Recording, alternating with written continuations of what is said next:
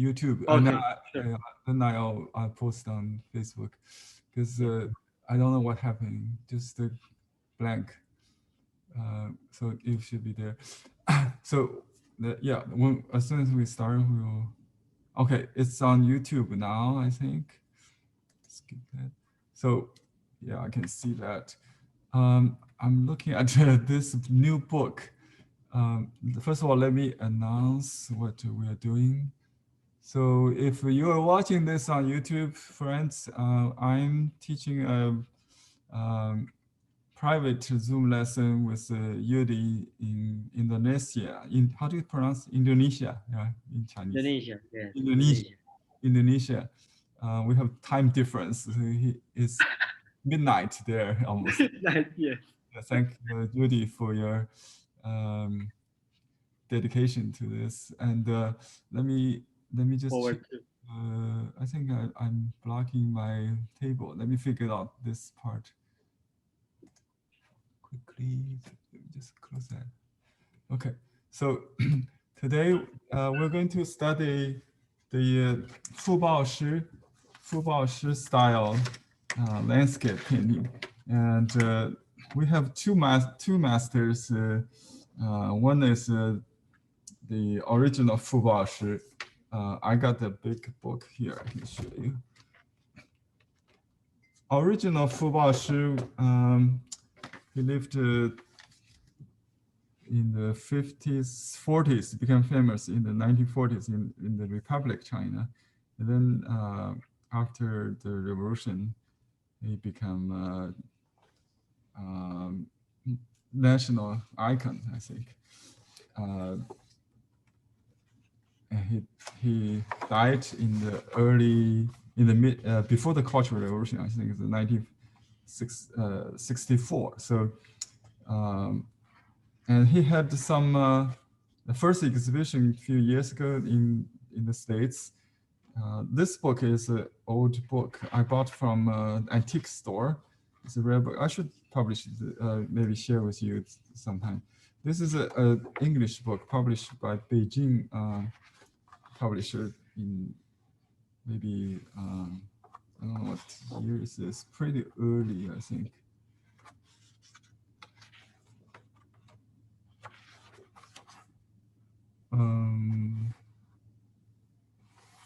There's no, 1988, 1988, very high quality print.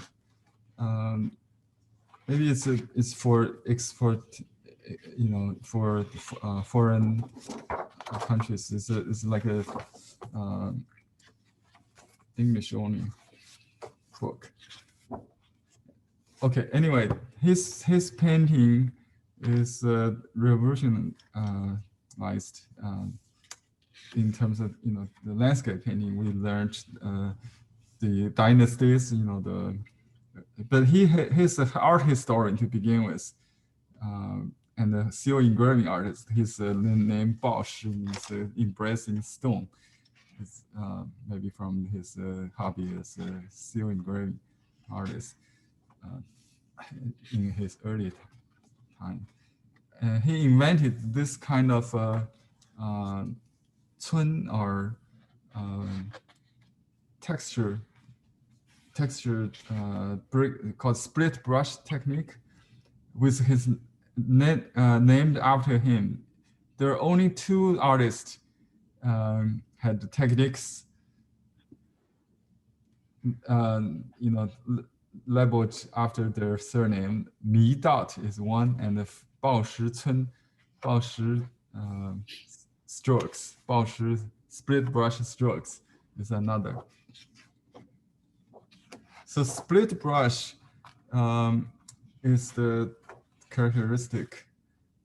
I studied this technique from my teens. This is my first split brush I created.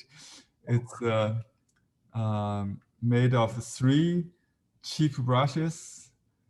When they had this kind of like a flood disaster, the peasant would lose the the crop, and they would make brushes and the government will sell them in schools for school kids. You know, I bought a bunch of them, just like a charity. You know that. So these are the brushes I bought in school, and I just cut them and I bound them, making so you can make this kind of split dots. You know, like this. This. Lauscher. Yeah. I think I bought this one from Blue Heron. This one is it this football split brush? Yeah, I do have the. I know which one you bought. That's actually it's made by a contemporary artist, designed by a contemporary artist whose name is I forgot. Anyway, he's maybe third generation. Actually, he learned from my teacher Huang Shenyao, who's the assistant professor of Fu Baoshi when Fu Baoshi was in the Normal University of Nanjing. He was his assistant TA. Yeah, this kind of brush, right? You bought, yeah. Yeah, but it's kind of like stiff. Yeah. It's maybe a little bigger or something. It's a stiff hawk like a Beijing or something. Yeah, you can do the same thing with this. So you don't have to create a split brush. You can buy this. I'll show you how to use that. Okay, in a minute. So I think from your past practice, I know you can do pretty well with the rocks. So maybe we should study more like pine trees or this Mm. kind of trees. It's split brush trees, yeah, and some waterfall, maybe something like that. So this is Fu Baoshi. Another artist we introduced is Julian Mo. His book Cloud and Mist. Oh, I wrote this article, the introduction part. This is in Chinese in the front, and there's a translation he put on the back. It's the same content, so you can read this part. In this article, I compared this young artist. I think he's now at his late 40s, maybe early 50s. I don't know exactly. Yeah, he was probably born in the 70s. So I analyzed the difference between Fu Baoshi and Julian Mo. Because after my initial study of Fu Baoshi in the early 70s, mid 70s, and you know, after I got into college in the mid 80s, I kind of go back to tradition and didn't really continue the study of Fu Baoshi until I met this person, Julian Mo, online, and because I noticed the difference. You know, you can see the main difference between these two artists is that Fu Baoshi might have clouds in the white areas outside the trees or rocks, between trees and the rocks, and in the background maybe something. But his mist, yeah, he's good at mist. He distinguished the difference between mist and clouds because he saw mist has no shape. It's in the rock and the trees. And how to get that? That's the question, right? So his painting is more misty than Fu Baoshi, because Fu Baoshi basically follow the traditional way of like ink work. After it dries, color wash, from outline to shading or shaping texture, and then wash and dot, something along that line. But this artist does everything wet into wet. Yeah, that's the difference. And Fu Baoshi has two different periods. You know, his style is more like his early Fu Baoshi's early style in Chongqing, Sichuan. You know, the wartime capital Chongqing. Um, yeah, it's a little bit more traditional than revolutionary, not realistic. You know, mostly imaginary Huangshan kind of sceneries. But these two definitely have the. He claimed that he inspired. Zhu was inspired by Fu Baoshi. Um, yeah, you can see that they use the same kind of paper, the mulberry paper, but the mulberry paper, Zhu has. I got a cut. I got a sheet here. It's very sized, semi-sized. Fu Baoshi may have something more absorbent. He can also work on regular shrimp paper, the absorbent unsized paper. So that's. Um, I think you have watched the video by Xu Shan, Mr. Xu Shan. He Yes. was the retired uh, chief curator or the director of the home Fu Baoshi home museum. You know, the old residence turned into a museum, right? Fu Baoshi Museum. He was the director, and this is the author. He published a book called "傅抱石山水技法解析: Decoding the Techniques of Landscape Painting by Fu Baoshi."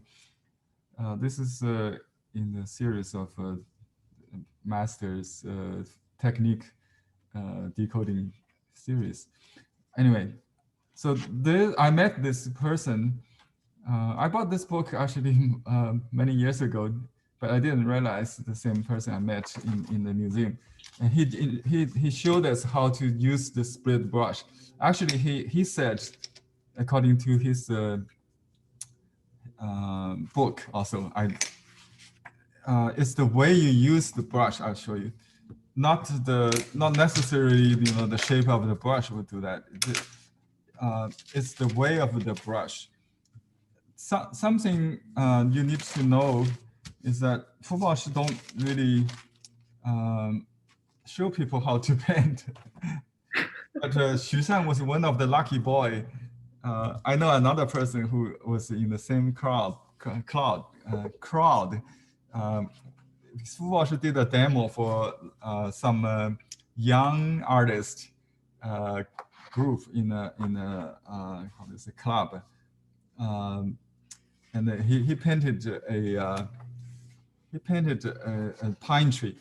I see several. I saw several of my the artists. One of them was Yang Yuanwei in Chicago, coached the same event. So that's the only occasion probably people seeing him painting. I got a picture. Let's see. Yeah. Okay, here's a picture of Fu Baoshi painting. That's probably the only picture. And besides the huge mural painting in the People's Hall, he's doing the most famous work in the People's Hall, you know, other than this one. This one, he probably just a pose, you know. He probably was signing with a small brush, but he does use small brush. I use the magnify. I saw this brush actually is quite big. It's something like this. It's like this. I saw this these brushes in the museum, and if you go to Japan, get this one. It's called. I think the brush he's holding probably is like this size. It's called Shan Ma Bi, the mountain horse brush. By Yuchuan Tang Yu Jade River Studio, Yuchuan Tang. So it's very expensive. In the early 80s, it cost more than 50 US. Wow. My roommate gave me as a gift, and also to my teacher, because my teacher requested it. Everybody knows that. And the Cantonese masters all love this. I think they also can get in Hong Kong. The Japanese, and now we actually we duplicate. We try to learn from that. So I asked my friend in China to make this kind of brush similar to this. So we have two brushes. You should get this.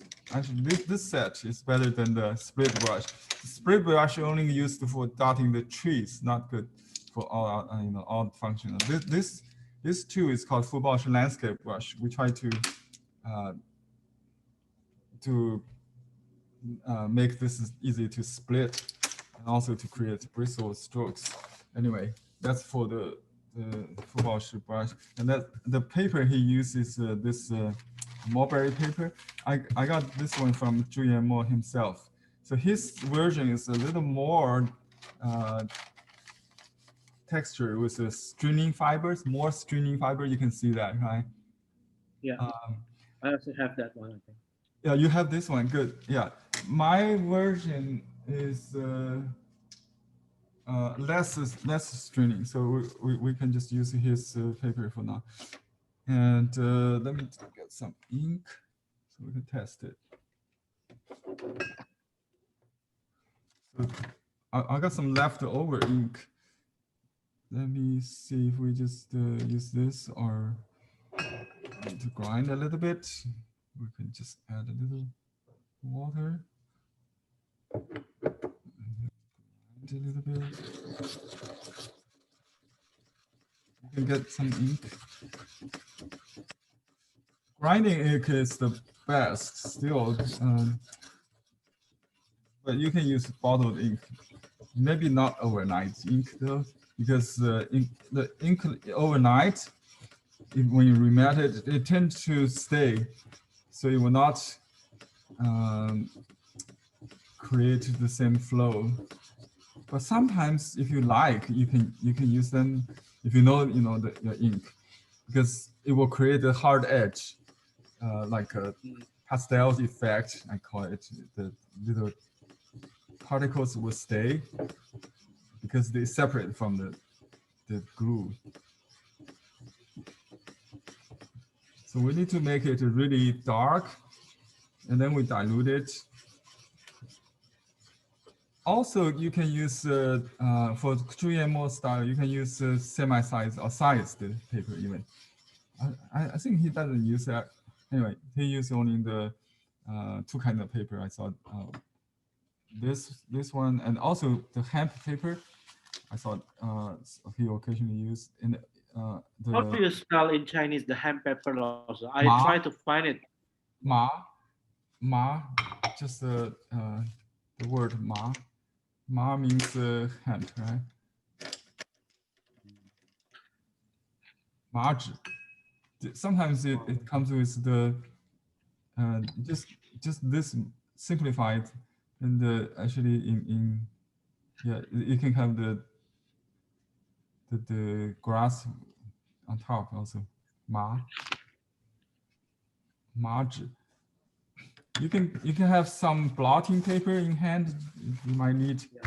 You can use a paper towel if you don't have, or just the west pen. This should be unsized. It takes water, right? So let me do a tree. Just speaking of split brush, so if I just use the brush you bought, similar to the one you bought, right?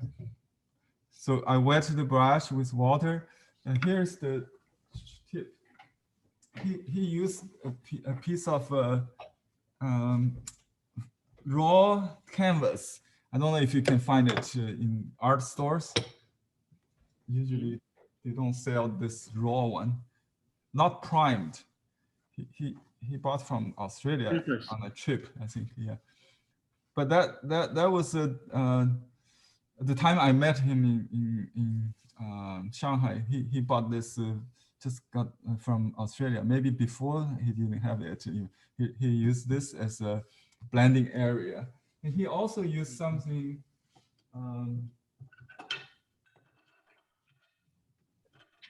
Show you what he likes to use something like this with uneven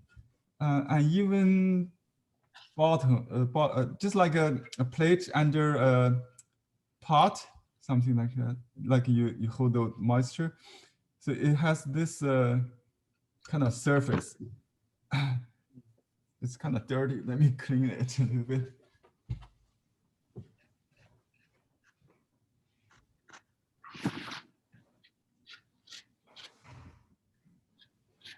The reason he used this is because you get uneven. You can keep the ink like a different tonality, but you can just use a plate. I think I didn't clean this last time. Okay.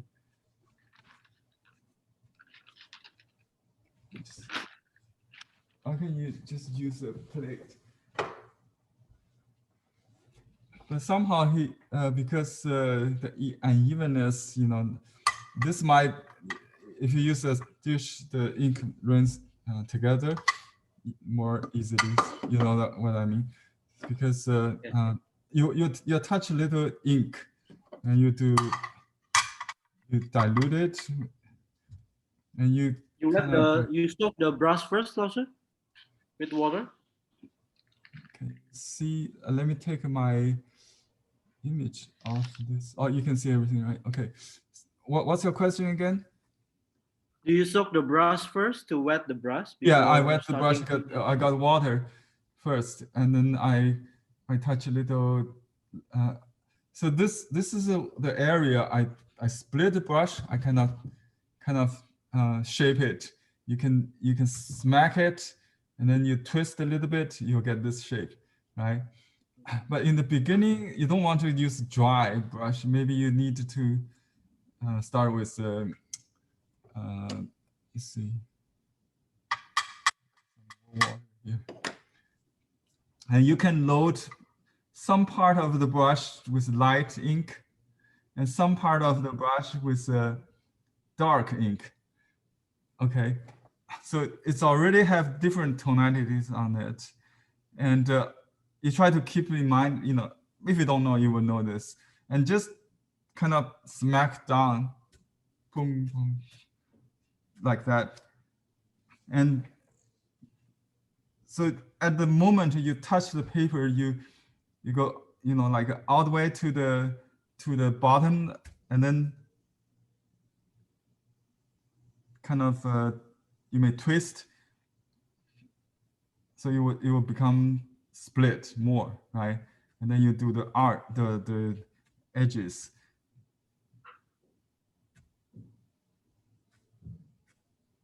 Okay, when you do this kind of trees, a lot of people don't realize that there are big blobs, medium blobs, and then there are dry edges. So that, if you end up owning this little thing, that it doesn't really create the contrast between shapes. Also, like what I do here, now the tonality already getting kind of like softer. So should I load the ink again, or I just add water when I reach this point? It's already dry. I forgot recording. Okay. I just started recording, sorry. Let me see your table. Okay, I'll ping your table. Okay, I see that. It's perfect. I see you have a lot, you have yeah, that's a good brush to use for this purpose, by the way, the water brush. Yeah. Yeah, I bought this from you too because I saw your. Yeah, that brush is actually good, perfect for this. I know. So yeah, just try to create some shapes, not just the brush, not just the one round dot. You can combine some. So Okay, let me give you an example of what I'm doing. I have this is a practice in this book, Fu Baoshi technique decoding book, and we're doing this practice. Okay, here. Step one, to start from the shady part of this jungle. We can see this jungle, the aimed effect, right? But we start from the foliage instead of the trunk in contemporary style painting, because we want to create the big pictures. All right. So you start from here, and then you develop, when the brush is dry, you do the two sides. And then we'll add water to do this top part, the lighter part. Okay. You understand? Yeah. You can So after use this, I should add ink more if I want the dark, another dark, or I just put water. not you use dark first, not water yet. You can add a little bit if it's getting dry. You can go slow if you want. You know, you can just kind of rotate. But see, if I try to paint slow, it loses the big picture. So at this point I try to create a Moment. momentum, yeah, movement. So at this point, we try to create the movement of the composition, the structure, not concentrate on detail effect. Okay, and so this is the dark part. You can add a little dark on this part. Okay, and then I add water. You can dry the brush to save water. I just dry the brush with a paper towel, and then I just load the water to it. Maybe just one corner, so you can dry more. And then can you see my water here? Moving my water. You can see this corner here. So I tried. See, so this brush has ink in it. You don't have you don't have to wash it. You can even put some ink on the corner. So this is the effect we try to get. And see, I don't use. I didn't put anything under it, but metal. You can use plastic or glass. Fu Baoshi normally use several layers of paper, newspaper, because when you do this, you may poke holes if you have a soft padding under it, right? Yeah, but this brush actually it's a little too small, so that's why you don't have to use this brush. I may have to go back to my normal brush. It's a little too like it starts. I try to get the same tips. So if you use a regular brush, you got tips, right? You can just use the regular brush, but it might ruin this brush. But this, according to Mr. Xu Shan, the director of the museum, he said this, actually will not ruin the brush. He just used a new brush like this. So you can see the difference between these two. This one does not have the tip. The tip is really important with the brush stroke. It gives the movement, the direction of the. So this this two group, for example, can talk to each other because they pointing to each other somehow, and it points to, it leads the eye, not just straight down, so this brush has directions. I think you see the tip sometimes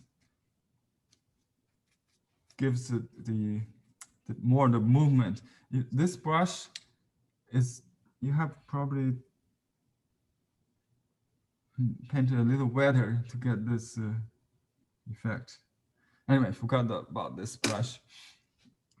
just use a regular brush, it'll be fine. An old brush, so you don't need to worry about that. So add water and get light. So the point here is the grouping of trees, the light against the dark break the light, light break the dark, basically.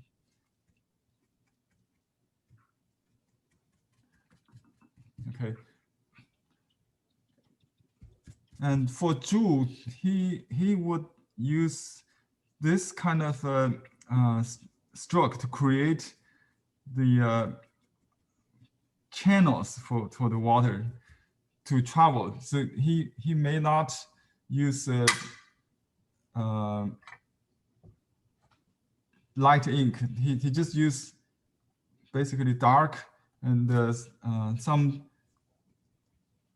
the bottom, is still water always. Don't load the brush wholly with the dark. But basically, you use dry brush to start. So when you go wet, you do the dark first, right? And then let me just use this one for water.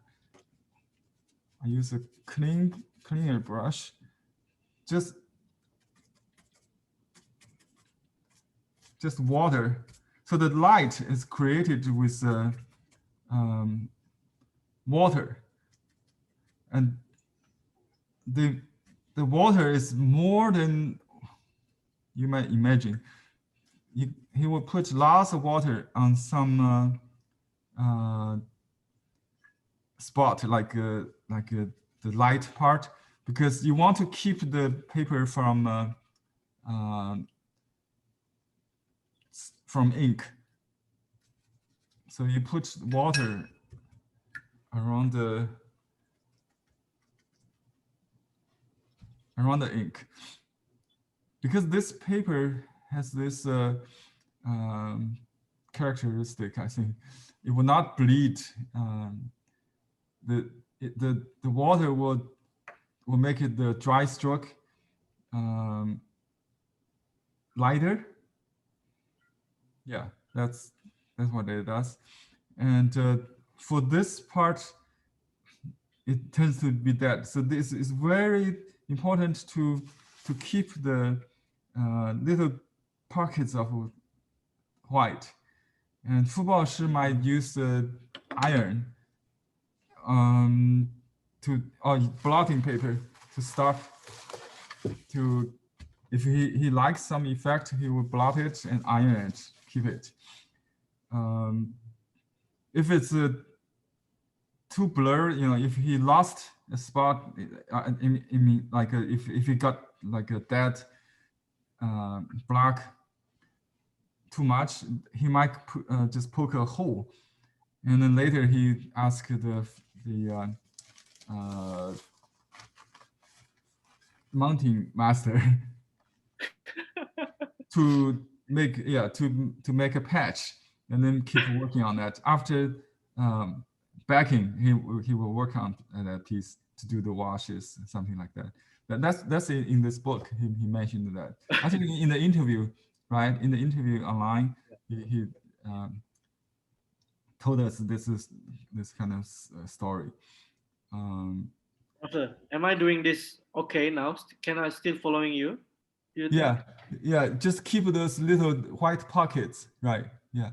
So if you look at the Fu Baoshi has a lot of directions, like different shapes of strokes, right? This is because the brush he used just a good calligraphy brush, or landscape brush with fine tips. So if you cut your brush, I think this brush I cut it. It's actually can produce this kind of. You see, I got this little shapes. Yeah, so you have to figure out some tools found in your home. So I also use like a yeah, this brush I cut in one of the class. You know, I just make this kind of not just the even cut. So maybe you can modify this brush, making it into like this shape. Okay, Julian Mo has a in my lecture note. You can download it from with the book. Also in lesson 19, yeah, he showed some brush like this, only with some long bristles. He may just take out. I think if you keep using it, smacking it like this, you will get this kind of brush. So even this one, you need to modify the shape maybe, or just yeah, okay, this way. You see, you have to use the heel of the brush, and then you use partial split brush to create at the edges with little with some kind of see, I got that. It takes some practice. Yeah, so kind of pushing, yeah, to get that effect. Yeah, okay. So this is for the trees. And you can, if you got, if you like the effect, you know, you can use a blotting paper to stop it from bleeding into the other areas. Actually, when you put the water outside, it will not spread towards where the water is. It will keep it. It will contain it. Actually, this is the water management trick. So you can stop water from bleeding into the white area with clean water. See, this is a challenge. If you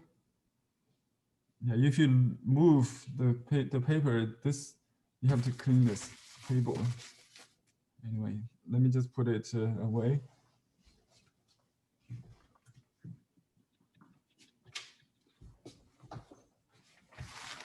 Now let's work on a pine tree. Okay. And I'll do this practice here. This is similar to Mr. Zhu's approach.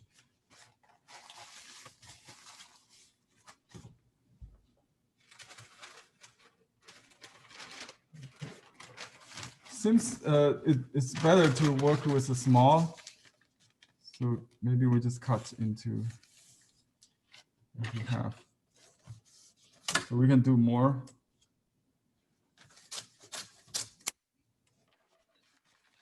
The smooth side is what I use. Okay. Now we start. If you recall, in the traditional landscape, classical landscape painting class, we start from the trunk, right? When you paint a pine tree, and then you draw the contour, and then the bark, and then branches, and then needles. But contemporary painting is very different. It starts from the focal point of where the branch form a shape or something. So in this case, you can let me see if I want to. There are two paintings very similar. So maybe we use this one instead of that one as a compositional guide. So my branches are about this high, not so high up there.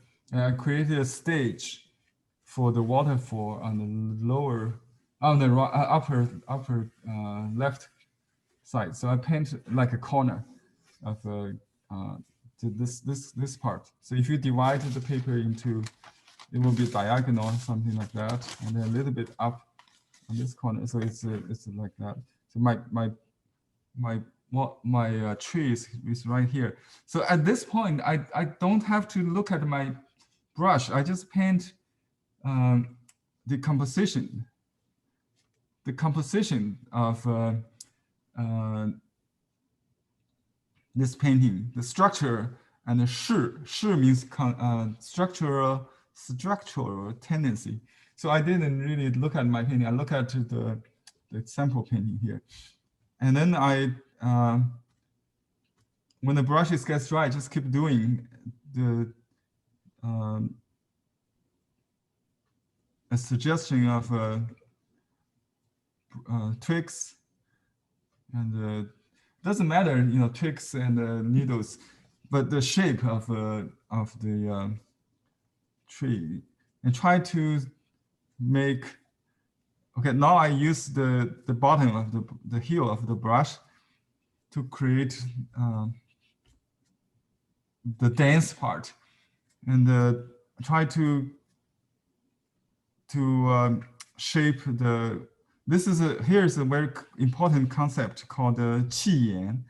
Qi means breath, yan means eye. The holes in the tree, it's called qi yan, because pine needle is kind of translucent, not like the other trees we did earlier, right? Even those trees, you should have qi yan in it. So they're not all black, they're black. So that's but I don't do any detail. I just try to create black and white shapes at this point. And you can push the brush. You just create this kind of. Let me show you the previous picture is more clear in early stage. So this is step one, just a line to create the shi movement, the movement of the branch, directions of the movement. Remember, at this point, there's no gesture, no zi, I don't know exactly, no shape, no gesture. There's a gesture, yeah, it's only gesture or movement, but no posture, right? Zi means shape, the contour shape. We in Chinese we have 姿势, referring to a gesture, but gesture with or posture combined. Actually, the gesture movement comes first, and then the shape of the. So now at this point, the second step I already started. You shape it. So, and in this case, there's some something behind, like a trunk. We can omit that. We'll do some rock, but you can do the rock.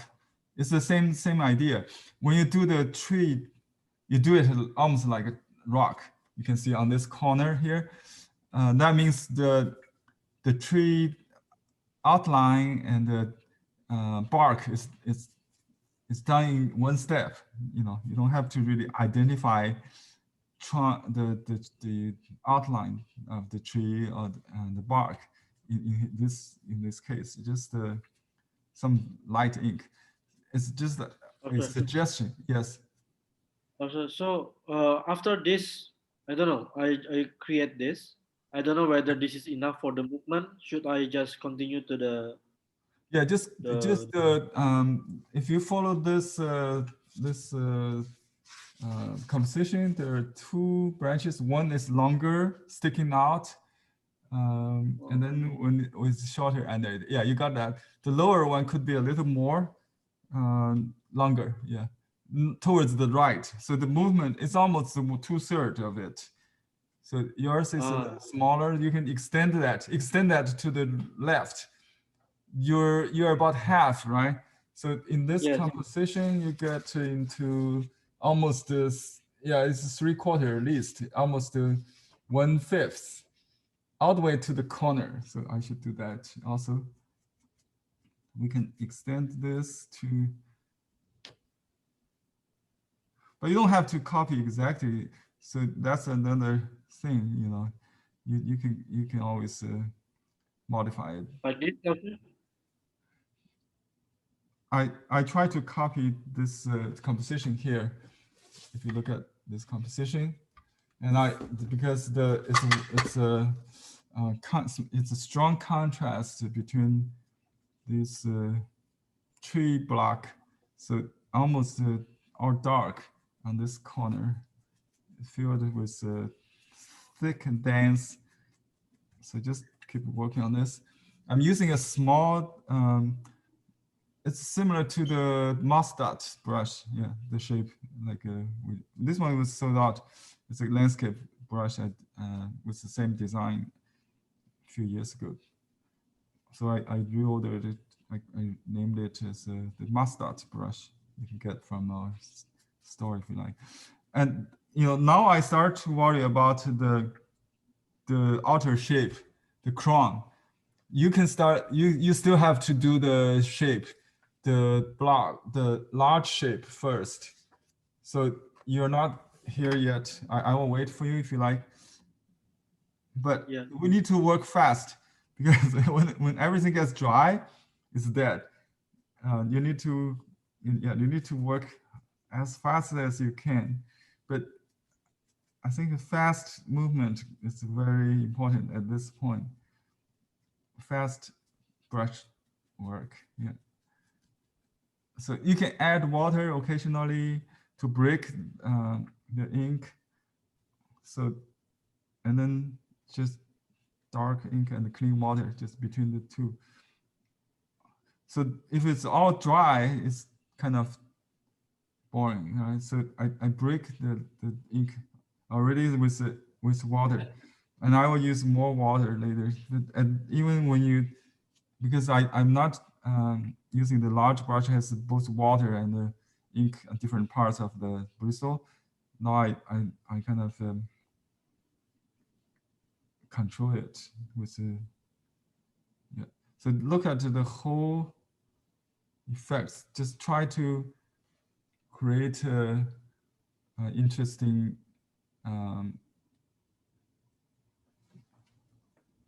interesting gesture at this point. Gesture and the posture, or the shape of the tree. Okay, but before it gets dry, we will do the washes. Fu Baoshi may wait until it dries to do, but we don't wait. So I'm at step 3 now. Almost, I start to do washing with a little amber. Yeah, you're doing good. Concentrate on the shape. Yeah, and then you can dilute. You can have a little light ink in it on one side, maybe on the shady part. So let me just put there. So I have amber and the, I'm going to put amber in the background. Rock, you mean? Rock, yeah. And you can go inside the trees as well. The same idea, like, you know, you create some stroke, and then we'll do the wash. Actually, he did this little figure on the left side. And you had a smaller brush. Let me just use this pointed. It should be a smaller brush for details.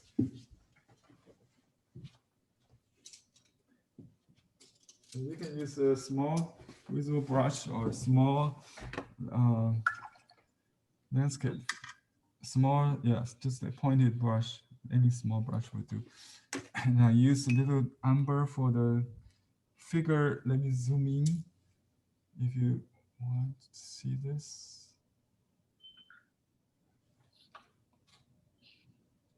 Okay, let me see. Let me zoom in a little more so you can see how I do these figures.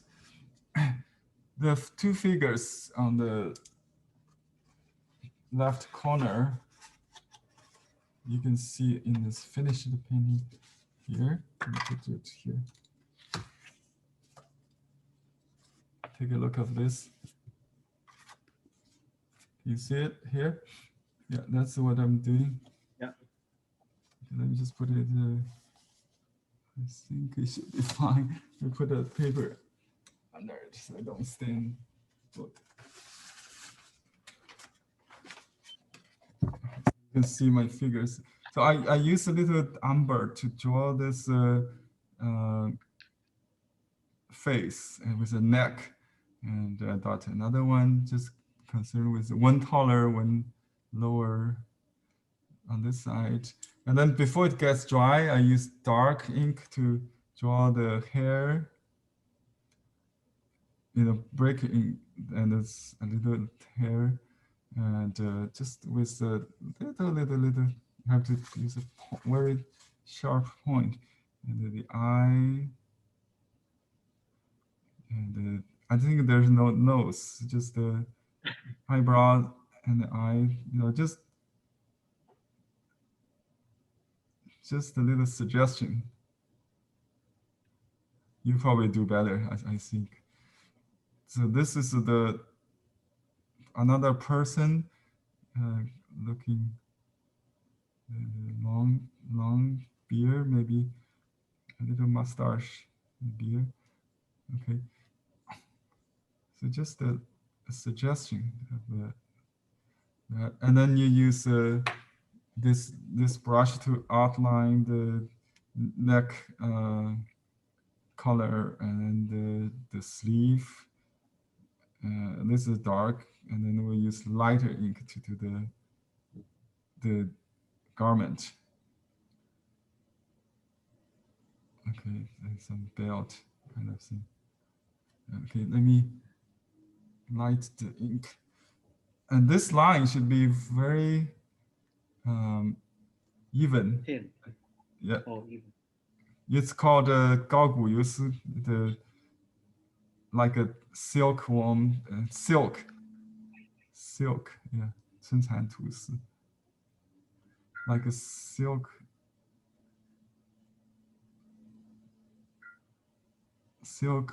string.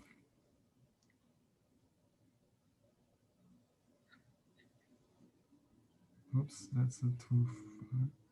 Anyway, I'm going to cover the mistakes with my background.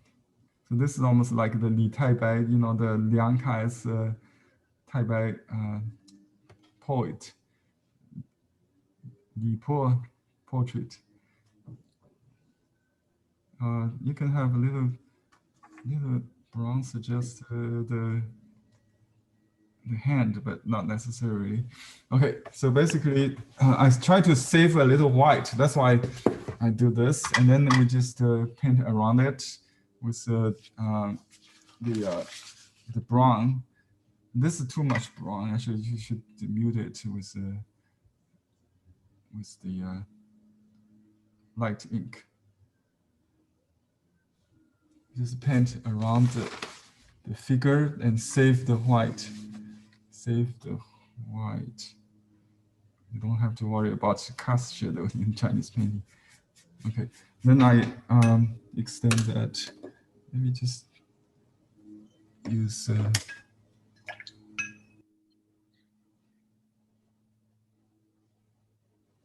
ink, light ink, and some all this. So there should be no. Oh, there's some clouds here. I forgot. So just got some water here on the corner. Yeah, and some holes in the tree. And this is very important to start. Normally, like Fu Baoshi would do the trees with the ink and the indigo from the dark outward, like this, so it's darker in the center area and smear out, something like that. But you can also create a hard edge by adding a little peach sap. And,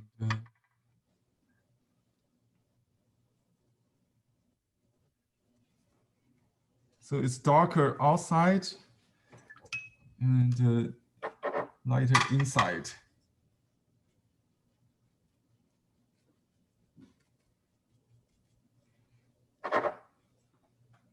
Try to recreate this hard edge. That could also work. So this you combine the indigo with amber also? Sorry. Yeah, I just use indigo and amber so far. You can mix them to get almost like green, gray kind of. Yeah, basically, yeah, amber for the background rock, and indigo and ink. Both of them has ink in it. Yeah. So just let the ink and the color blend on the paper.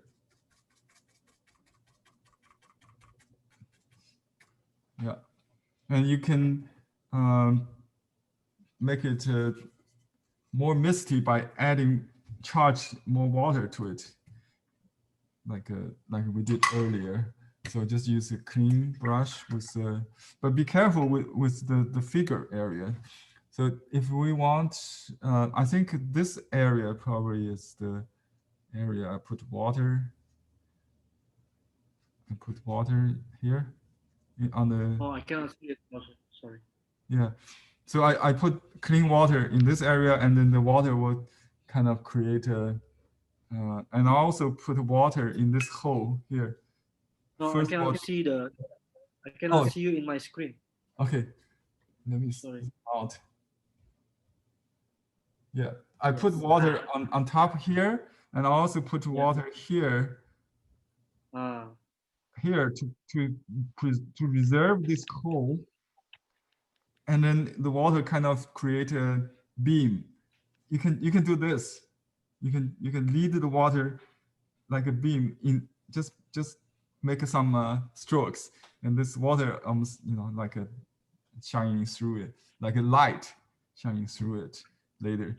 You won't see it right away. It will take 20 minutes to take effect. To create the beam, you should use the water brush that Okay, you use to put water, yeah, or you use the this is relatively dry. So I put the reservoir here, okay, and then I lead the water to where I want by pouring it like that.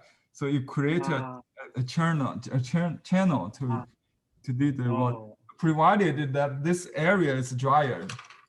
So water only goes to the drier area. So you blot it first, and then you lead the water in.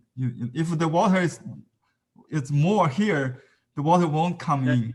Yeah, the principle is water goes to where it's drier. So you can also lead it like that. You can use a split brush, just create this kind of effect. And then sometimes I like the hard edge, so I don't put water there. I just want to put water in certain areas like this, right? And let me see what else to do. Yeah, you can break the ink. You can break the ink. I think let's see. This is the area we want to. So then I eliminate unwanted white. But this, little bit, I'm losing. Okay, the qi yan, the eye of a breast, may not to be, pure white, just relative. But you see how good it is in this example, the little, but this two painting actually are two different pieces. They look different, but both of them have some dried pocket there. That's very important. That's it makes, I got stains on this side. Anyway, So let me put this here. You can see it. Let me put on my. I don't have to have my. Okay, here we go. I'll just put it on this side.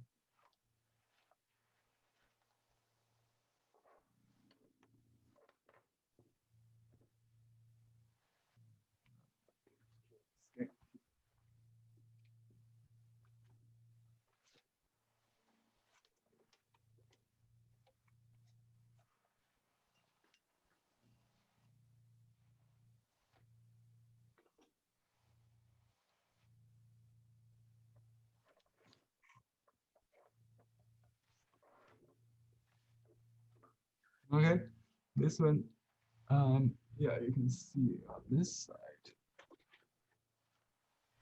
That's the result of this, and we'll work on the waterfall later. The you should be here, something like this, right? Yeah.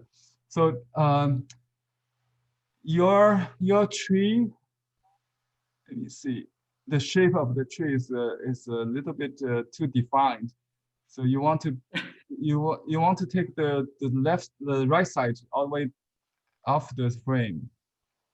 That should be done actually earlier with dry brush, but you can make it up later with dry brush maybe. Yeah, this tree, the composition wise, we should go. Maybe mine was not, so I will make a little bit here. I realize my problem too maybe. So yeah, we can go all the way to this side. Right. So my tree, I think the trunk is too much, and then I need Okay. to put Yeah, more leaves. you need to divide it into like a big group here, and a small group on top, and a group on the right. You need to divide into blocks of, and some groups are drier here, and I can add it later, maybe, just with more dry strokes, some dense areas darker. So not all even. So you need to create all these variations. I think if you could make it up later. Yeah. You see what I mean? Yes, I know. Yeah, this area is dense, and some spars here on the bottom. You need to you can add it like I'm doing right here. So some dry. I should edit it after this dry, or I can edit now. Um, it's really depends on. Yeah, I think you can add it later because the rock is wet. Yeah, it's really yeah. You have to make a judgment yourself. If it's there's no there's always, you can always go back and forth, not complete in one step. You try to complete Yes. in one step, then it's kind of difficult to, yeah. So try to paint it, in several layers. You see, yeah. So let me finish this uh, waterfall now. We're working on this waterfall. Well, we use a very wet brush and light ink. um, I got a little peach set. Maybe I just use that to create a shape on the top first. This uh, this division block, and then the right branch. We don't really paint the waterfall. We do the rocks in the waterfall, right? So vary the shape of the blocks. I asked Shan, the director of the museum, how to do this. He said, just like a right character pin with a three blocks of rock, just vary the size, shape, maybe like something like that, and then put squeeze out the water with a bank. And there more water on this side, so but very blurry. So you only have this area, this center area. Make sure you have enough white space. So see how this stroke goes. You press and then lift gradually. And because the bottom of my brush is almost water, so I can use that to finish. I put the brush this way maybe, so the dark on top to do this stroke. Just print, yeah, something, very loosely. Drag it, and you can just use the bottom of the brush to finish that stroke. And a little bit dry brush also loose it, very loose. So okay, this edge defines the width of this waterfall here. You need to be clear, and then, okay. And there's a branch looking like some ambiguity is fine. You don't have to define everything, but something like that, kind of falling on this side, but very loosely. And then some falls very light, almost like water. And then you can charge it, with a little dry brush, with a little darker gray. That's how we do it with the distant mountains in classical Chinese painting, right? Xia Gui, that's always distant mountain. That's the idea. You can also wash the background with water, that will also help. I think this is fine as long as we use this skipping brush kind of instead of solid. So this is, I bring it all the way to this water area, and then it will bleed into the mist. All right. So this look like a big Niagara pool, the fall. I mean, with lots of falls.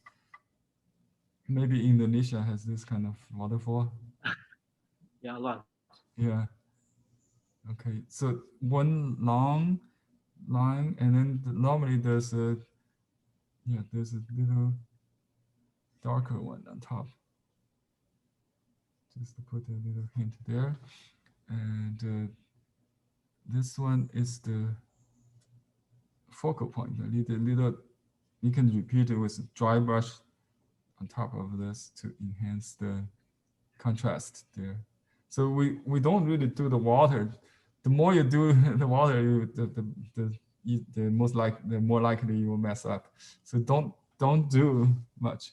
Just keep it very loosely. So just do the bank only. Don't touch the water. Okay, so I use dry brush, then I add water. That's another way of doing it to get it loose. Just clean water to bring it to just like that. Blur the bottom with clean water. Okay, I got the stand there from that add a little bank. It's unwanted, but it's nice. I keep that. So this side has a little definition. Lost and found, it's good. And just like that. Don't have to be exactly the same. The artist himself can even repeat. You can see these two pieces are different, and each stroke, they are both fine, but you can see this is more harder, this is softer, that's both works fine. So I don't worry about that. Just here I have some texture from the stringing fiber here that creates. Yes. Yeah. True. How to avoid that? Sometimes the fiber may ruin the painting. I like that. Yeah. Just. You like that? Yeah. So your painting looks. I think I have to pin my video so the the person online can see my. This is my version. Okay. I'm sorry, I didn't pin mine. I'm keeping keep looking yours. So people, you may watch yourself painting in the end. I'm sorry if you repeat that, but I will do another one if you want. Okay, so the the background is almost done, and you can add a little indigo if you like. There's no brown needed, I think. Just a little bit. Maybe not even. We'll see how it works. I think light ink is already working. Maybe I already got some in it. It looks bluish to me. So for these two figures, we'll distinguish them by adding.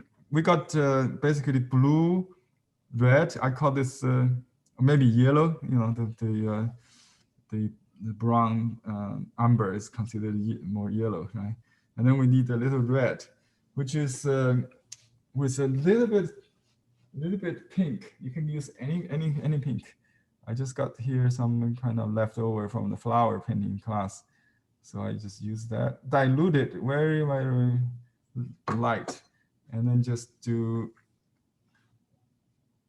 one stroke, basically. You know, something like that. You don't really need to fill in all the blanks. Yeah, just suggest, even here I should use a stroke, not solid wash. So there's some when I do the color, you should always have this kind of unfinished, incomplete. You don't have to make everything too. I think you probably see on the video it looks like a solid, but they're actually very loose. It looks so dark here. Maybe let me lift it to show you against the light, and maybe you can see. You can still see that the yeah, you can see it's not that dark, right? Blood. Yeah, not that broad. It's still there. Okay. See this? Yeah. Yeah. Okay. And let me clean this up.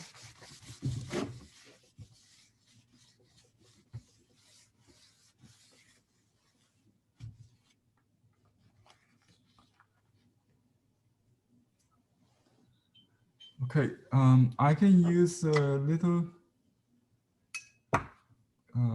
amber maybe to wash the other person's garment. Maybe a little bit, just a little bit. Not wash, highlight a little bit. This corner.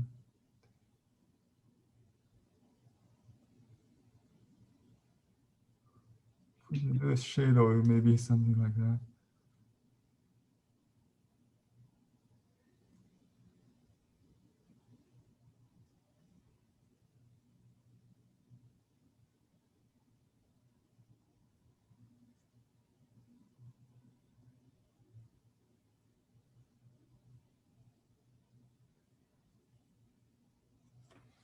Just a little bit shading.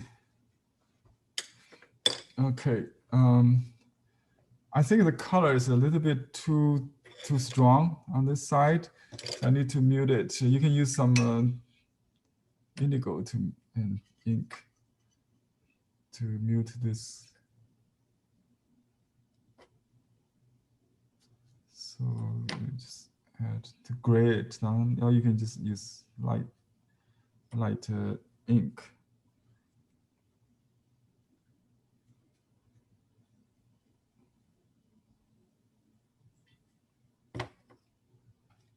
Oops.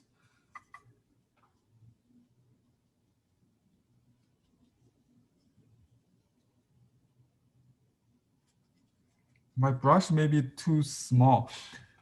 Actually, when you wash, Fu Baoshi will use something like this, just a big, short-haired wash brush, like this super wash brush. So you can do large strokes like this.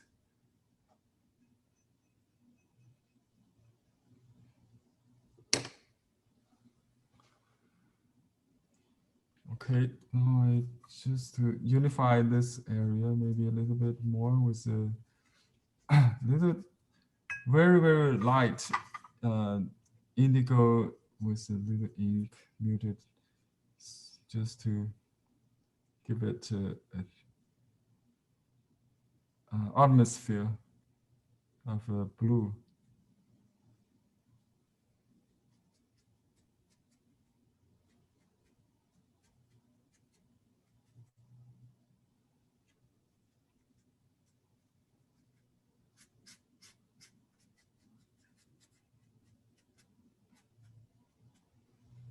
Very nice. It looks very nice. Thank you. Thank you. I think Fu Baoshi probably has to poke a hole there. Let's see what we can do. Another thing Julian Mo does is to use mineral color. So you can put a mineral green on it. That creates some kind of light, yeah, in the. But that will destroy the whole atmosphere, maybe. So I think I'm fine. You know, if I mount it after it dries, you should still see the different, the black from the black. And another thing is you can maybe blot it to, see, I can recover the white. So I can just blot it. Let's see, I can take I can blot it like that, maybe. Yeah, you can recover some something white. Some white. You put a little bit under it, put a dry paper under it, and then sandwich it, and sandwich it, and then blot from both ends. You see, I can make it lighter. Yeah. So this is a little trick. And then you can add clean water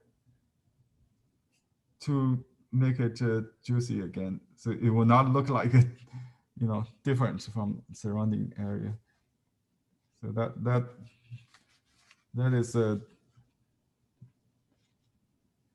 is a rescue of basically sometimes at half dry, you just put the water, you create a white blossom, right? That's a breaking ink technique to create a chi eye. Yeah, you can do that. So I try to get some white back,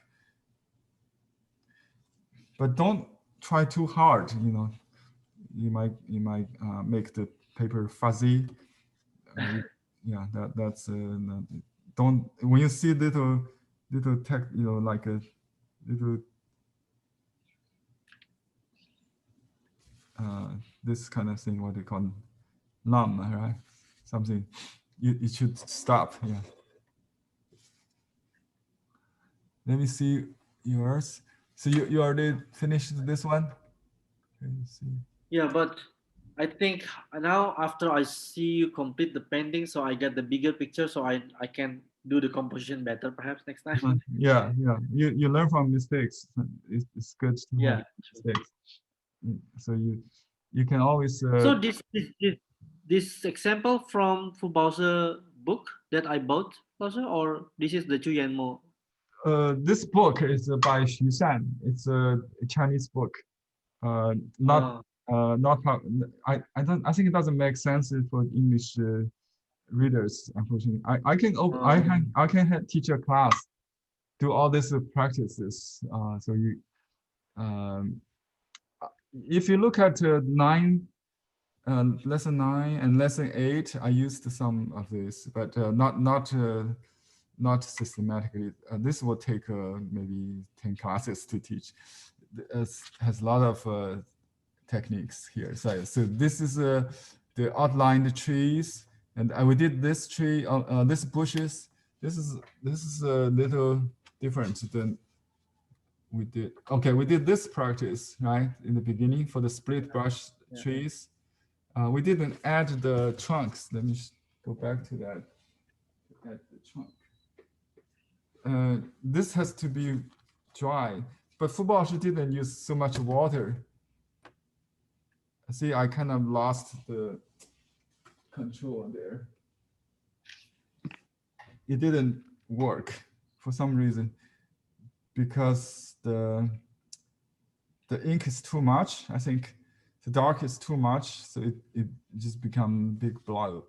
You have to be careful. Like if you use this brush, only 2 or 3 bristle has dark.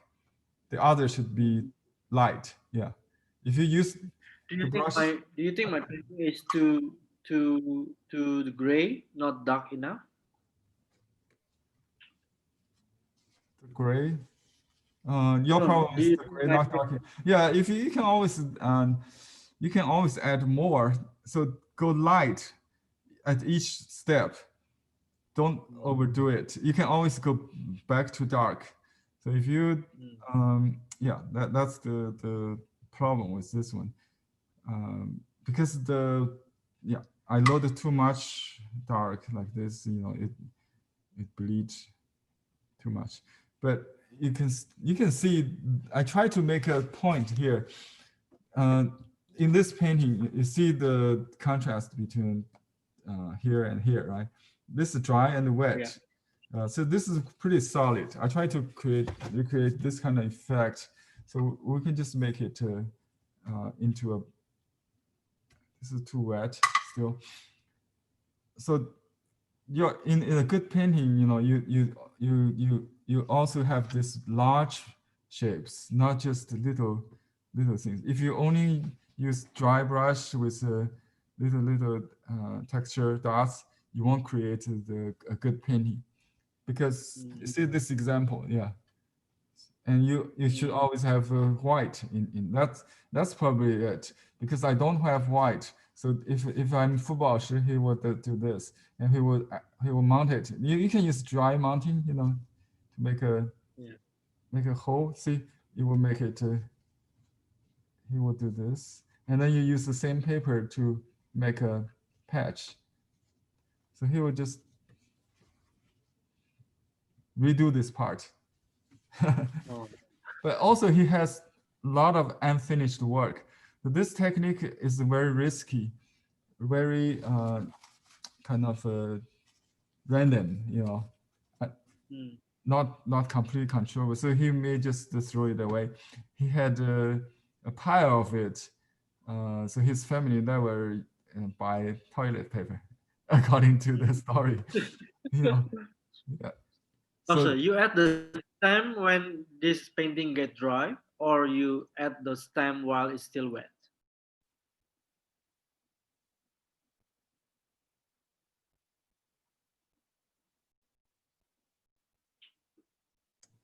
okay, sorry, I muted myself. Yeah, I just poked a hole on this one, and you can poke a smaller hole also, just to balance that. And then we can do the patch with the dry mounting. It's very easy. You can see a video I made on how to do this. Let's see, and you can redo this part. So let me just put some paper here.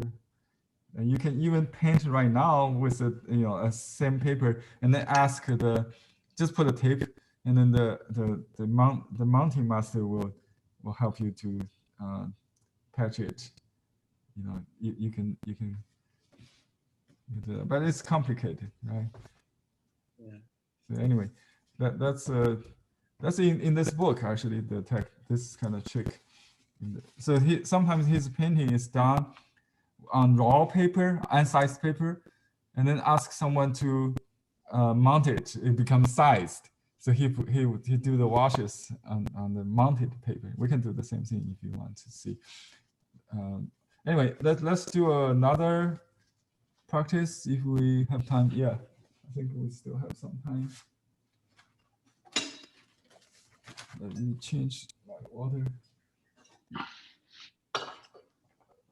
Do you have any suggestion on Julian Mo's book. Let me turn to his book from the copy I sent you. I have the original book here. Yeah. Wait. So that's pick one. He does Lotus also. Do you want to see the same? Yeah. I want to try the Lotus one. My. Okay. Yeah. He's the Lotus. It's Lotus. Lotus very beautiful. I understand. It's let me show you which one we want to do. I think something that we can see the technique clearly would be helpful. Yeah. I think this either this one or this one. So with more leaves, maybe let's just do that one.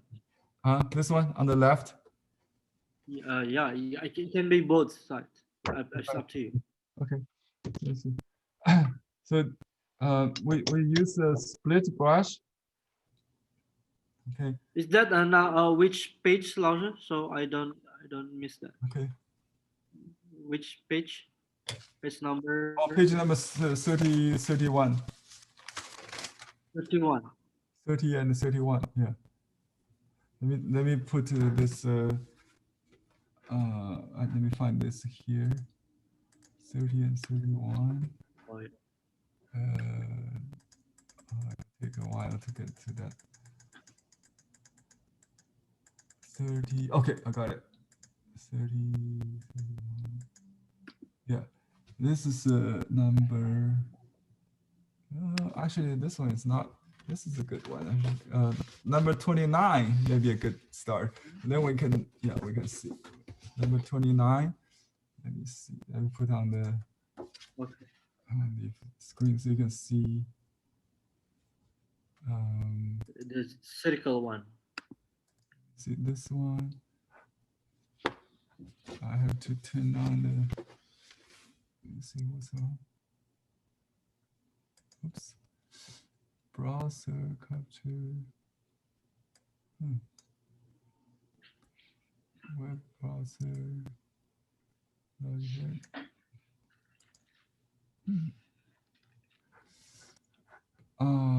I have to share this window capture. Okay, add new. Zoom to explore. Microsoft Photo. No. Yeah, I think Microsoft Photos. Okay, this is the Microsoft Photos. This is my article. Let me see which one is let me close that, and then you will see. Photos.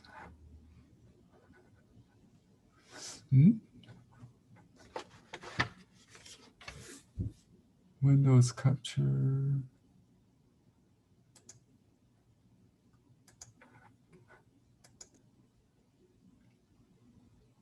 Microsoft Photos.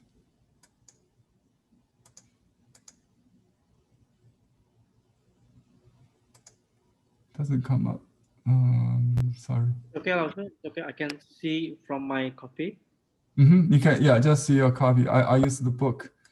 I try to find this online. I can see from the book. Let me just. So it's page 29, right? Yeah, 29. Yeah. Okay. So you use just like any split brush. Let me just use a smaller one because this paper is kind of small. So I'll just use any leftover. So my brush should be quite dry to start with. So add some water. Too dark.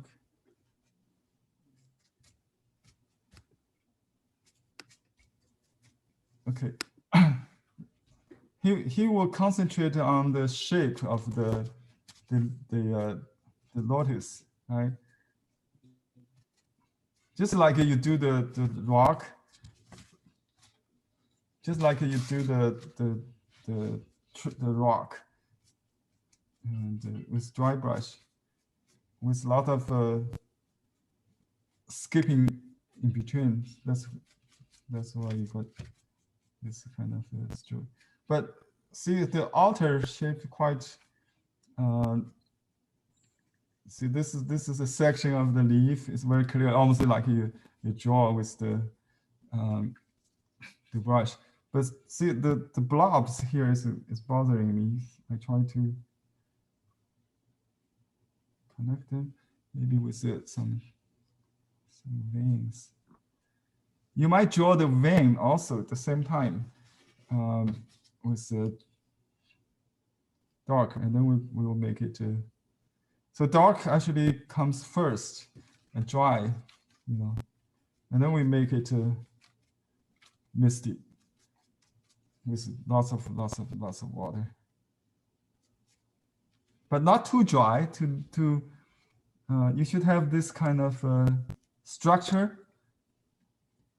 So this is to create the movement, and the structure. It should add some. You start breaking ink already, but later we'll do it more. So see how this is. Sometimes you just got water, got ink from this area. So this is the palette kind of. Yeah, this is like that.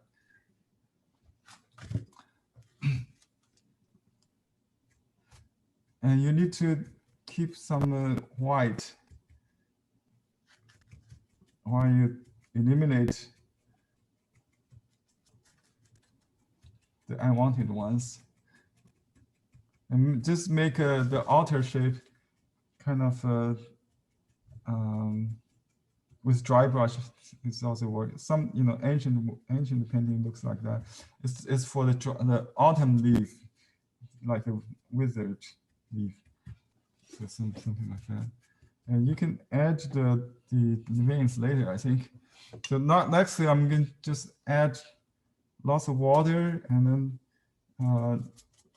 you can use wet water to draw these distant ones. But still with some dry, not just wet, right? Some dry and wet. So this, I'm not going to copy exactly his composition. So basically I have 2 layers of leaves overlapping, and this goes behind. Now I use water. The water goes to the light part, and then you use dry brush to lead them into the area you want to break. You see, like that. So it goes from the center to the margin, maybe something like that. Yeah. And you can also introduce water from different directions, but let me just keep it on this side. So this could be added same kind of stroke with water, but lots of water. That's the key to get the misty effect. All right, and then after this dry, you add the flowers and stems as usual, as you would do with the regular. See, because I use a hard surface to paint, and sometimes it creates stains. That's interesting. See, that's a different approach. He didn't use glass, but I use this metal kind of plate. So that gives me some extra effect. Yeah. I think my composition is a little bit different than yours. Is it okay? Yeah, definitely okay. Let me see. See yours. I think I can use pattern. gallery view so people can see both of us. Okay, and just turn gallery view. Okay, I see your dark is a little too solid to begin with. So there are a lot of let me see this a lot of veins in it, right? Almost. So just like you paint the rock, but rock has more like a long. We have a kind of rock called the Lotus vein. Yeah, Stroke. true. Yeah, almost like that. You can let me do another one to show you Lotus vein and work. So this I put this away, let it dry. Let me Yeah, do yeah. it. You can try From the to. camera, I saw that your painting is a little bit dark. That's why I think there is a little bias. Oh, the camera exactly. Let me use it extremely light. Let me just use very light ink, so maybe the camera will read it right this time. Okay. So I use glass. You don't have to use glass, but it's just a fun to experiment. Okay, I cut it. You can use double layer. Sometimes the bottom layer works better. So let me cut this. This time I'll start from the vein. Make sure I do the veins first. So let me dry the brush. Let me change the composition. Like I'll do this one 30, 30. Okay, Okay. number 30. It's a vertical one, almost like vertical. So let me just do this vertically. You can follow me if you will. So I push the brush from center out. If it's too solid, I just make it into a section of leaf. When the brush is split at the right shape, I do some exposed veins in this hole area, with a partial split brush maybe. Then I continue to do this side. So one thing is that you don't want to make it into a shape, a solid shape. So maybe a larger brush will work. Let me just use this one. So brush like this, I got brown on it. Let me just use that. No problem. You can use color directly, the same way. So this one, see that works better, right? With the split. See that's almost like it's this brush. Yeah, just poke it like that. Yeah, and then just he does so fast before you even. I try to simulate his movement here. So I got brush. My ink and the brush works together. That's fine. And here I have this area for the flower. I need to void. So I just go to that direction there. Dry leaves on the other side. Okay, whatever. You can add some blue to make it more interesting, maybe. And here, so you always do the dry before you do the wet. That's the idea. And then just continue and leave a little dry strip here in the middle. And I don't even care what. Oh, I see. There's a small there's a small leaf in front of the large leaf in the background. That's what it is. Okay, so we don't have to worry about that. Something like that. So that's a quarter, maybe less than a quarter leaf is in here in this area on the left. I only see a corner of it. That's it. That's a dried leaf, and then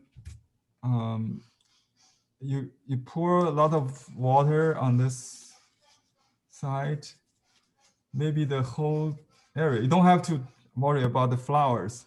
Just put water in the area where it's white, where it's light. You can leave some pure white. That's important maybe for highlight, you know. So in the distance, we should have some more. Theoretically, it should have, you know, to make it recede, some like sky, something in the distance, more bluish on this side. You know, that's okay. Just water, lots of water. You can splatter if you want. Just put the water there, right? But leave some white.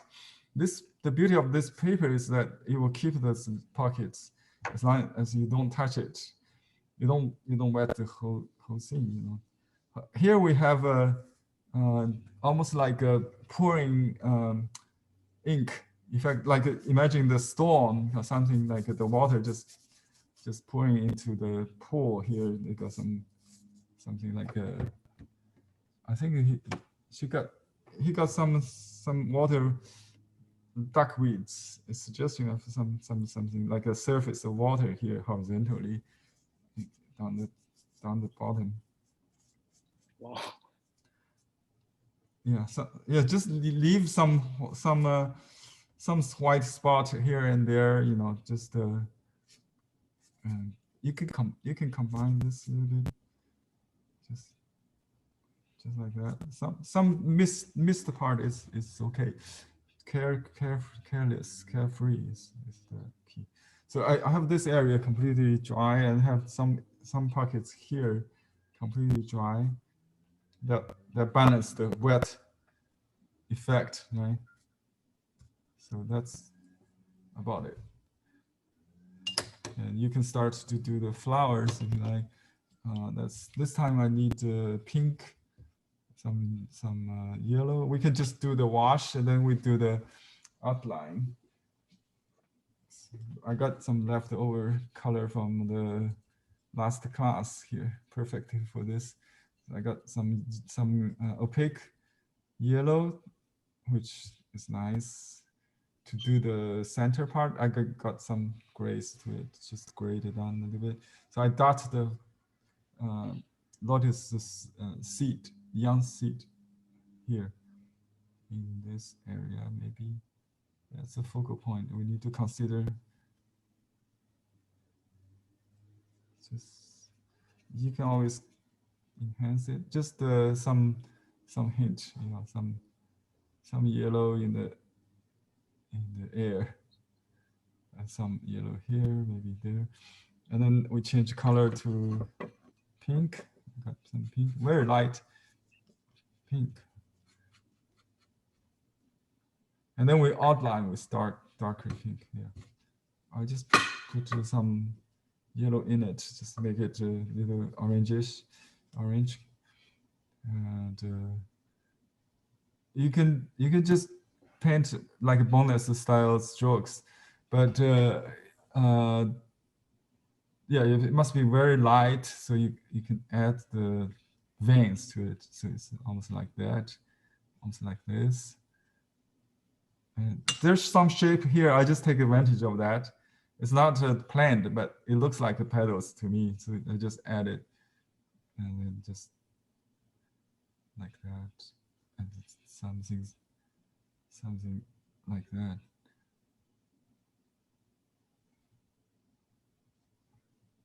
Yeah, don't over define it to something suggestive. Yeah, then we'll after it dries, we use a line to define like Zhang Daqian's splash ink water. I think he learned this basically from Zhang Daqian. Zhang Daqian's the splash ink master. He used very defined flowers to add to the splash leaves. Inner part. So just eliminate unwanted white, maybe. That's it. Do we have enough mist? You know, that's the question that you want to ask yourself. I think that we got enough. I like the kind of feel of the autumn autumn Lotus. So you can iron it to, or just use a hair dryer maybe. To, if you like it, you can dry it. He doesn't use that actually. Let me. Yeah, he would wait and then just at the day we were there, he just say let's go dinner and go back and then see what happens. So it does take a long time for the effect to show, for this kind of work to show. Let me just take it away and we will go back to the landscape for now. Let's see if anything needed.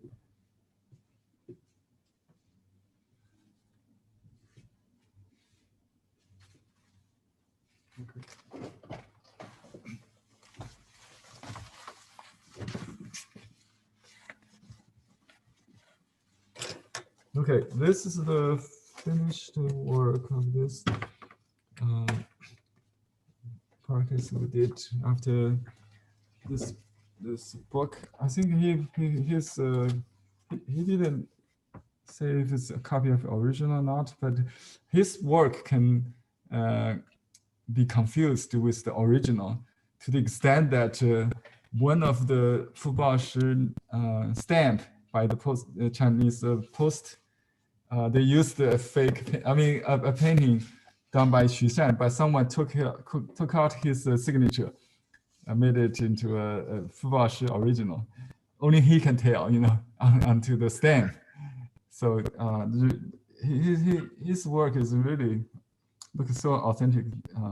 So now we can add some darkest darks, the same kind of ink we will use for signature maybe. So you can go back to add this traditional style tree, pine needles, maybe just to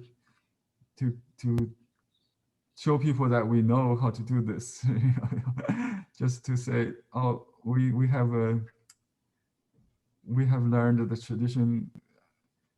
We know how to do this. Although we use a split brush, but we know how to do this. Just that much to indicate, to tribute to the ancient masters. It's just like Zhang Naqian's Pomo landscape, pouring ink landscape. He would do very classic trees on it, just like outlined trees, something like that. Yeah, now I'm really worried about the edges where you want to keep it, the shape of the form of the crown, maybe something like that. So I don't know if you can see the video, but I'm creating darkest on this, in this seem too blurry part. I just put a little bit definition there, but I do like the mist, so I may still bleed it with water, with a little water, so it will not look so stiff. You can still break that a little bit. The key is if you have lost all the white, then you cannot recover it. You can always add dark, right? The point is, so this could be done in group of 7 or 5, like we learned in the classic class. So that's why classic is the source, we have to always refer to. When we try to fix things, we usually use this kind of rules to add to it, otherwise, and under too spontaneous without rules, it's we call it barbarian. It's spontaneous, barbaric, right? So we make it more scholar kind of painting. He is more like a scholar scholars, amateur tradition, not the Zen tradition, but he does like Zen. He wrote a long article on Seshu in the 50s, introduced that to Chinese art circle. I think he's, because he studied in Japan, so he has a lot of influence of Japanese landscape painting in his style, I think. So we will write Ni. Ni means. Oh, by the way, your pronunciation, your last name is Ni Zai, right? Same pronunciation. Yeah. Yeah.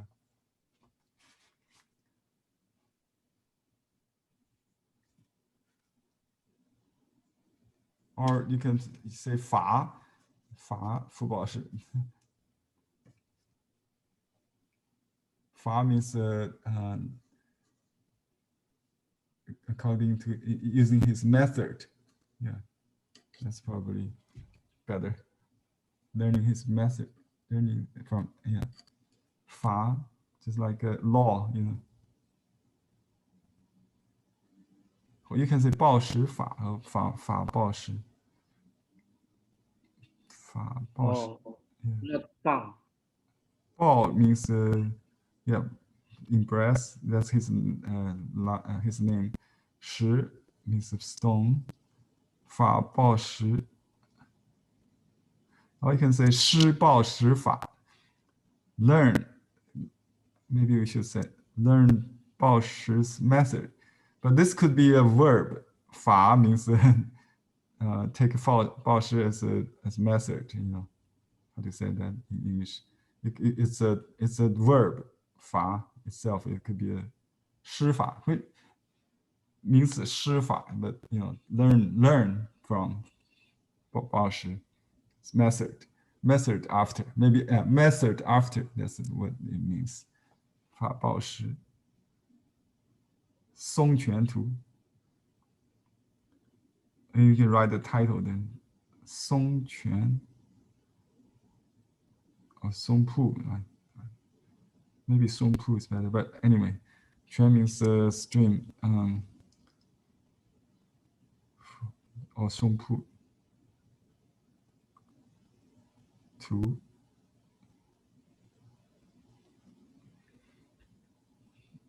We don't really, yeah, you can interchange this with a pu, but that word is kind of hard to write. I just write the easy one. 泉 means a stream. 松泉图. And then the year of a rat. Okay, you know how that. And you can sign your name. I just put my name. 李小辉.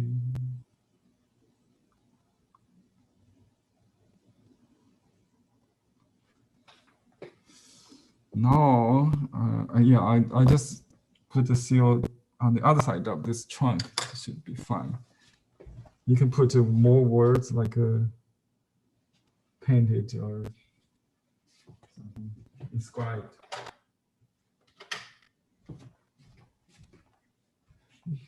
I can put 2 small seals or 1. Just put 1.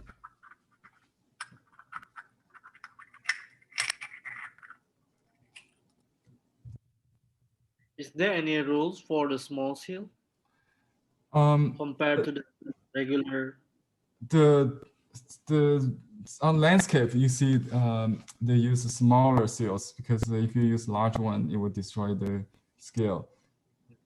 So that's why in landscape, this inscription is small and the seal is small to keep the. I think I should put some padding. It's so. I forgot to put a pad. That's what they see is blurred. That's okay. So you should put a magazine or a pad and a mouse pad. Okay, so this is one we did. Let me see the the flowers. And we should dry it with a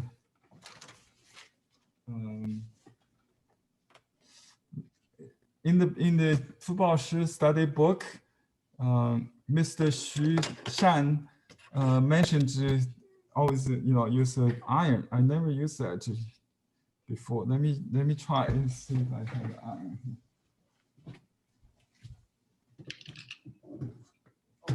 Let's see. The iron may have holes in it, so you may have to be careful. The steam should not be used for sure. Let's see if I can use iron maybe this time.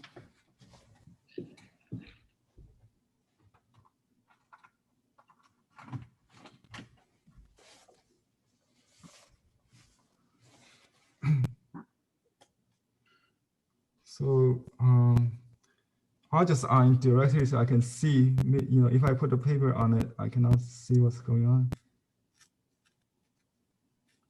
Okay, you can hear it. You start to put that. So iron, I think maybe better to control a small area, like I can maybe concentrate on this area. If you use a hair dryer, you may have a tendency to blow the whole thing, right? I don't know. If you use a small iron, maybe. So he mentioned if you want to preserve the area around the figure, for example, from bleeding, so you can dry it with iron.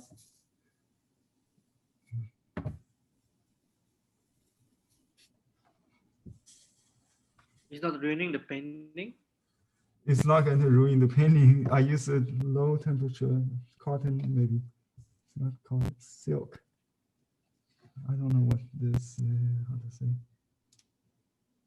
It's the temperature here is says cotton, yeah. Cotton.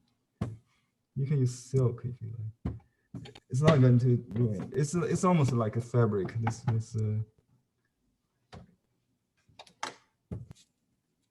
so if I go like this, maybe I put a paper on this, but this might blot it. I'm not sure. This is a sized paper, so not going to blot it. You can use the silicone release paper, that waxy paper, maybe just to prevent it from. See, I hear some kind of a scratching sound. That's the dried pigments.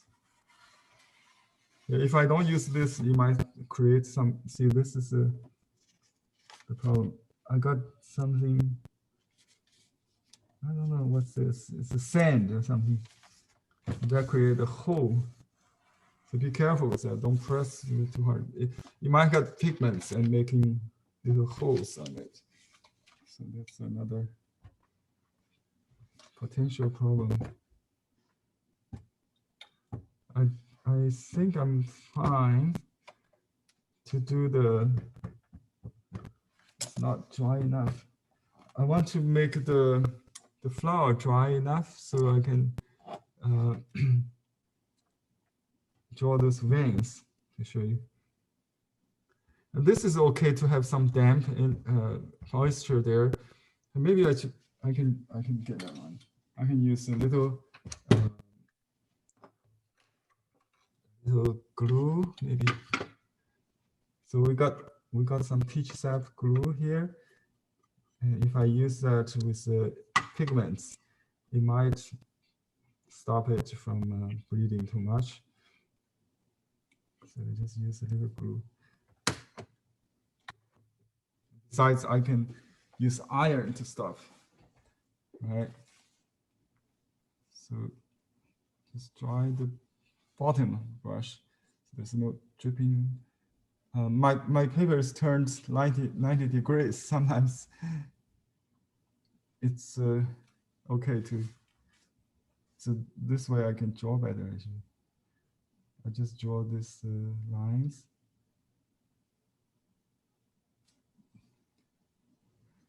you don't have to draw exactly like Gombi, but I just draw this turned over tip, like only the tip of it. You can define whatever way you like. You don't have to follow exactly the original. You know, you can have multiple layers. You can have a little layer there, maybe just an impression of it. You know, this one I have to redefine it. I know there's okay. This is just a. Oh, this is like that. So like a side turned over side of it. And this is the maybe like that. Okay, this one is turned down, so the center is here.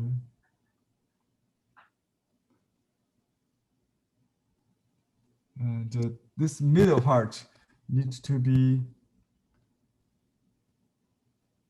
like a young lotus seed, right? So this part should be different color. Get some yellow here. Let's see what I got yellow here. Got lots of yellow, different yellows. This is a yellow chunk, 藤黄. And what this is, I'm not sure. I just use this traditional 藤黄. Okay, so you can draw this little circle for the young seeds with a little bit maybe brown and yellow, and then dot it with I don't see any details. Yeah, he probably used green, some kind of green, or you can use a little bit ink, and yellow will turn to green, kind of. Just dot the center of the. Don't have to be very detailed, but it just gives an impression of the. If you this is too far. Let me just zoom in. You see that? Yeah. Yeah. That's the detailed part of that. So I can just leave it out in this part because I don't know how to define it. Just leave it for people's imagination. Maybe just a little hint of something, you know, just something like that. If you don't know, better leave it out. Okay. Any let me see. Yeah. Any questions about? Oh, I need to do the stems. Let me show you the composition. On page 30 of the, you can, if anybody watching this on YouTube, you can go to Blue Heron. I'll put this link under there to purchase this ebook. Okay, so I'll use light ink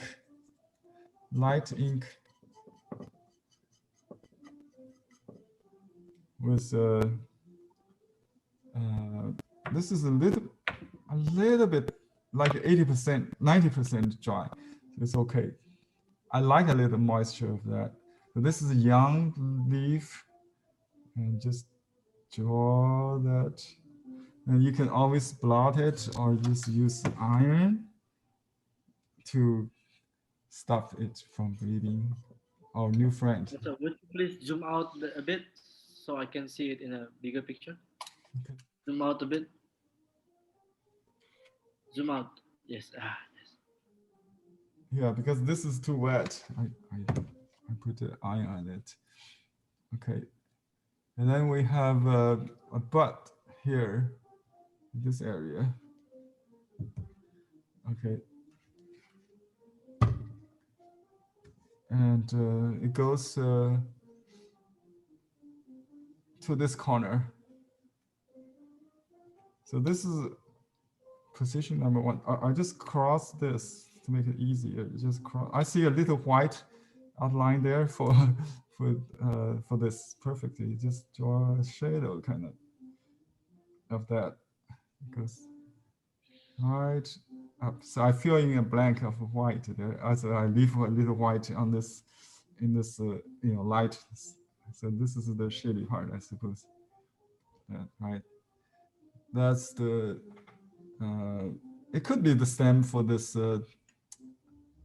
leaf, and then I draw one for the flower, which could be. Uh, we we always try to see, if the plant is from the same root. You can start the branch from here, from there. It will be very confusing. So I think the traditional idea is to make it look like from the same root. So that's why I try to do like an orchid leaves. You just draw from the same root. So basically, I just draw another crossing line there. And I try to avoid the, the exactly at the corner, but you can do that just just like that, and you can have some little thorns to connect them if you skipped any part. That's also traditional. Just we call it mustache generally, but this is for the thorn of the. It has to be arranged with a rhythm. Some close, some far. See, this is too thin part, right? And you can see he does that too. My thorn goes away from that line, so to create a little thicker impression, so it can stick out. Or just if this part is too smeared, certainly I'll stay within the line, and then you can go out at where at the place where you want to make it feel thicker. This is a step to adjust the rhythm with this. Okay, and then you can. I think maybe we don't have to, but if you want, you can add a little. I want to use my broken brush. Just a little line if you need, a little bone for the leaves here and there, but you don't have to. To be very careful with this kind of, and I just kind of connect the chi or somehow. Try not to. At this point, look at the title I gave to his article. It's a quote by him. So at the beginning, you captured the movement, the shi, and structure with the fast strokes, large strokes. In the end, you work out the nuance, the details very slowly, like sewing. In Fu Baoshi's words, he would use sweeping mop stroke in the beginning, and then sewing needle stroke in the end. So that's the two extreme, metaphors and analogies. Okay, sewing in the end. So very very careful with the end part. We can still add a little bit dark here, I think.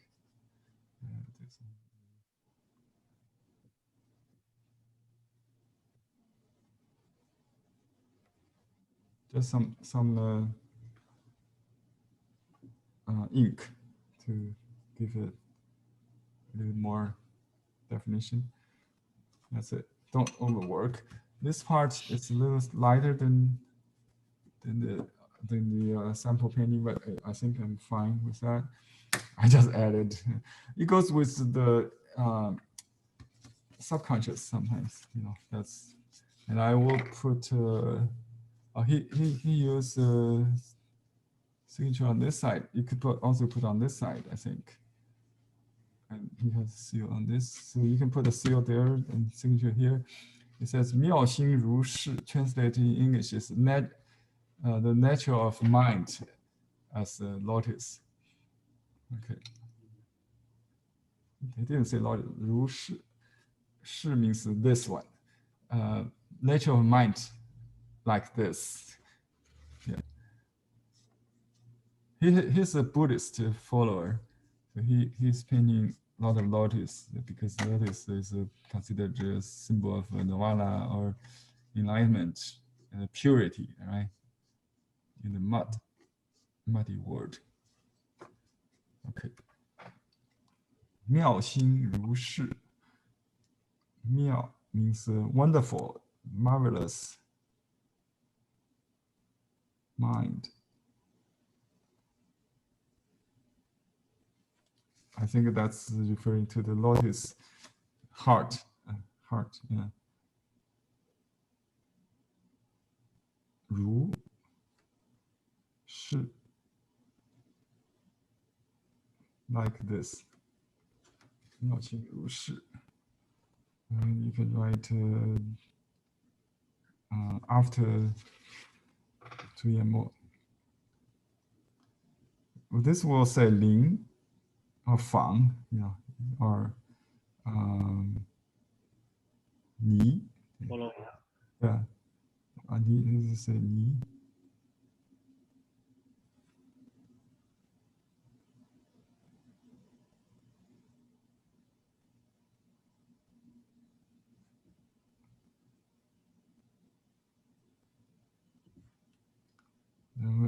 The year of red, and I just put my first name and I put my seal with the last name. You can also just write your name, Zheng Han, and put your whole name or last name with Ni. I can carve a name, Ni, for you maybe next time if you get the. Okay. I use a little pad because my table is very hard. I can't do it without this. And this should be the same size as the character signature. See, my signature is smaller. It could be half size of the title.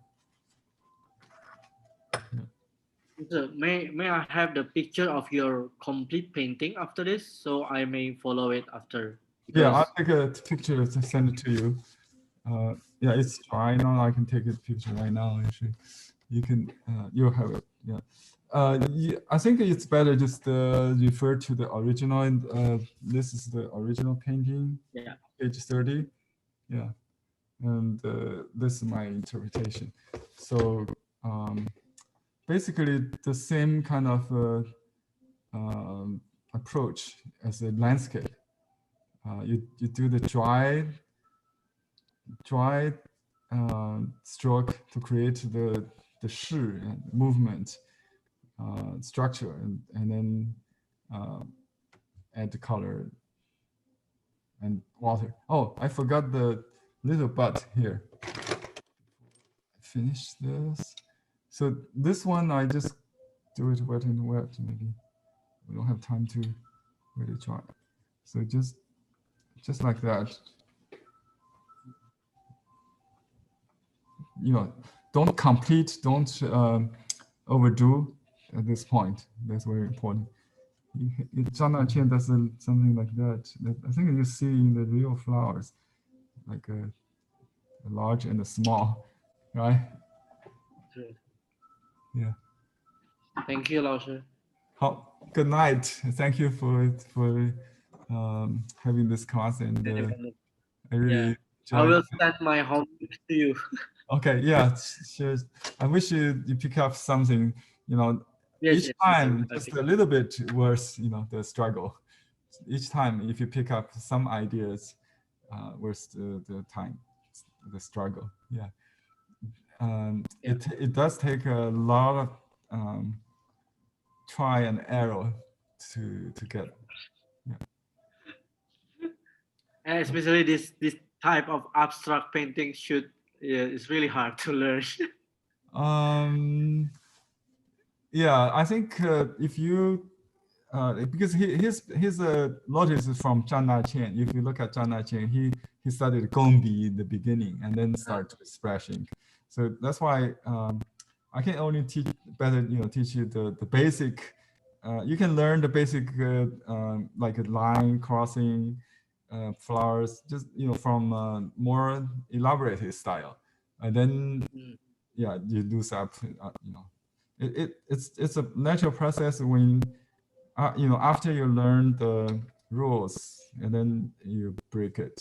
So to describe the process, it also has two energies. This one, for example, when you start, you start from the blank paper and then you create the image of the pine, right? This is what we call the 从无到有. In Taoist thinking, you create from non-being, from the being from non derived from non-being, right? And then with water, you make the you, the representation into more into ambiguity, into non-being, towards non-being. So you start from definitions in the beginning. You don't go. You don't do abstract. You make it abstract afterwards. You see the two steps. 从无到有，然后再从有到无。From empty, from chaos to order, then from order to chaos. You understand? If you go there right away, you don't have any underlying structure.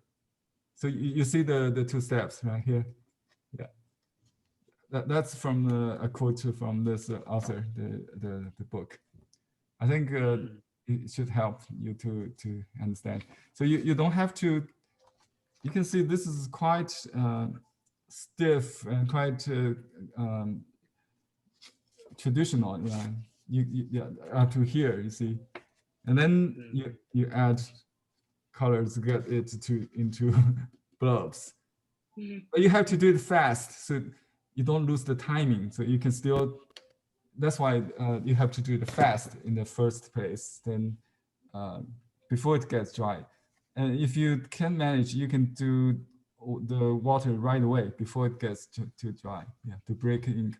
Just like a haboku painting, seshusu haboku, you do the dark definitive work first. I can even draw the house first, right? You can do the figure first. And then before it gets dry, you just use clean water to blend it. That's all. You have to remember the dark and the light is separate.